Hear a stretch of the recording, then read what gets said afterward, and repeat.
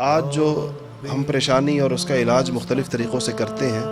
جب تک اس پر قوم اور امت مجتمع نہیں ہوگی اس بات پر. حضرت شیخ الہند رحمۃ اللہ علیہ، مولانا محمود حسن صاحب رحمۃ اللہ علیہ کو مالٹا میں 4 سال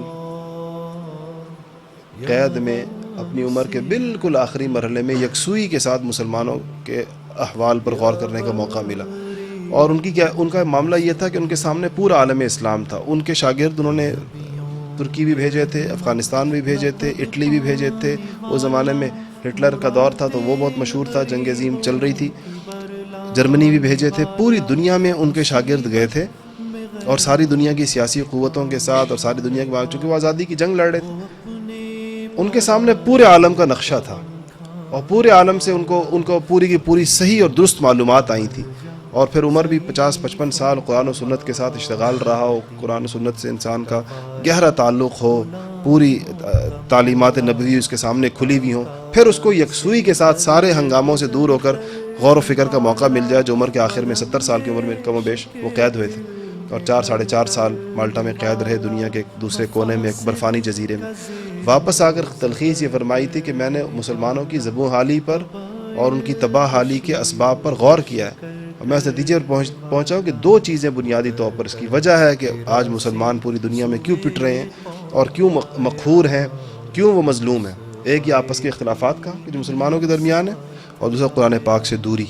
کا. یہ 2 چیزیں ہیں کہ ایک مسلمانوں نے قرآن کو چھوڑ دیا، قرآن کو پڑھنا، اس کی تعلیمات، اس پر عمل کرنا، اس کے پیغام کو سمجھنا، کیونکہ یہی تو چیز ہے. دیکھیں اگر ہم قرآن کے علاوہ شخصی آراء پر چلنا شروع ہو جائیں تو میں ایک بات کہوں گا، آپ دوسری بات کہیں گے، تیسرا بندہ تیسری بات کہے گا، اتفاق کیسے ہوگا؟ اسی لیے اللہ تعالیٰ نے ایک ایسی کتاب دی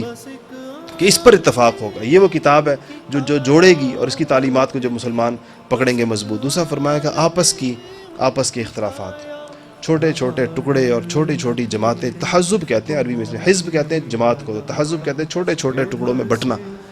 یہ بڑا مذموم کام ہے، اور جو لوگ بھی اس محنت میں ہوتے ہیں مسلمانوں کو تقسیم کرنے کے، چاہے وہ تقسیم مذہب کے نام پر ہو،